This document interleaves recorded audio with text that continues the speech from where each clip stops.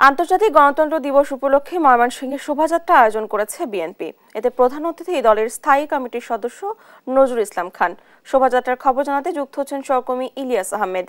ইলিয়াস, গণতন্ত্র দিবস পালনে কি কি কর্মসূচি রয়েছে?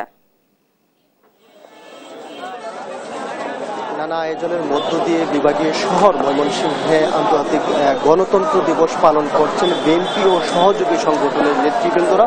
অর্থাৎ আমি এখন রয়েছি ময়মনসিংহ নগরীর টাউন হল মোড়ে রয়েছে। আমরা দেখেছি সকাল থেকেই বিভাগের 4 জেলা থেকে বিএনপি ও সহযোগী সংগঠনের নেতৃবৃন্দরা কিন্তু তারা মিছিলে মিছিলে এই টাউন হল প্রাঙ্গণ কিন্তু তারা মুখরিত করে তুলেছেন এবং জেলার প্রায় কয়েক হাজার নেতৃবৃন্দ আজকে এই আন্তর্জাতিক গণতন্ত্র দিবসের শোভাযাত্রায় অংশগ্রহণ করবেন। বিভাগের কয়েক হাজার নেতৃবৃন্দ সেই বিষয়টি আমাদেরকে নিশ্চিত করেছেন।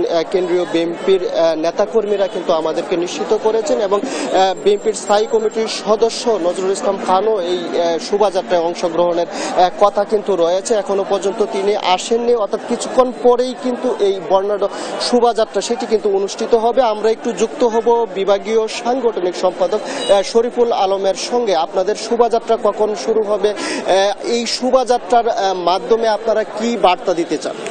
আমাদের শোভাযাত্রা শুরু হবে ঠিক 12টায়, 11টায় টাইম ছিল, তো লোকজন আসছে, গরমের দিন, আমরা 12টায় শুরু করব সংক্ষিপ্ত সভার মাধ্যমে। এখানে এই শোভাযাত্রাটা হলো, আপনারা জানেন যে বিশ্ব গণতন্ত্র দিবস উপলক্ষে আজকে সারা দেশে জাতীয়তাবাদী দলের একটা কর্মসূচি 10টি বিভাগে চলছে, ঢাকা বিভাগ সহ ময়মনসিংহ বিভাগে আজকে আমাদের শোভাযাত্রা। আমরা এটার মাধ্যমে মেসেজ দিতে চাই, গত 17 বছর এই স্বৈরাচারের বিরুদ্ধে আমরা ছাত্র জনতা এবং রাজনৈতিক শক্তি ঐক্যবদ্ধ আন্দোলনের মাধ্যমে স্বৈরাচারকে বিদায় করেছি। আমরা যে কারণে যে আন্দোলন করা, আমরা এখনো মানুষের ভোটের অধিকার দিতে পারিনি। আমরা যদিও স্বৈরাচার মুক্ত করেছি, আমরা দ্রুত সময়ের মধ্যে এদেশে নির্বাচন চাই। জনগণ ভোটের মাধ্যমে তার ভোট প্রয়োগ করে গণতান্ত্রিক সরকার প্রতিষ্ঠা করে জনগণের মালিকানা জনগণের কাছে ফিরিয়ে দিব। আর পাশাপাশি আপনারা জানেন যে 17 বছর কথা বলতে পারেনি মানুষ, গুম হয়েছে, খুন হয়েছে, শত শত হাজার হাজার মায়ের বুক খালি হয়েছে। তারপরে স্বৈরাচারের দোসররা কিন্তু এখনো স্বৈরাচার মুক্ত পুরোপুরিভাবে হয়নি। আমরা সেই কারণে রাজপথে আছি, যতক্ষণ পর্যন্ত স্বৈরাচার মুক্ত বাংলাদেশ পরিপূর্ণ না হবে, ভোটের অধিকার ফিরিয়ে না আসবে এবং গণতন্ত্র পুনরুদ্ধার না হবে, আমরা রাজপথে আছি দেশনায়ক তারেক রহমানের নেতৃত্বে।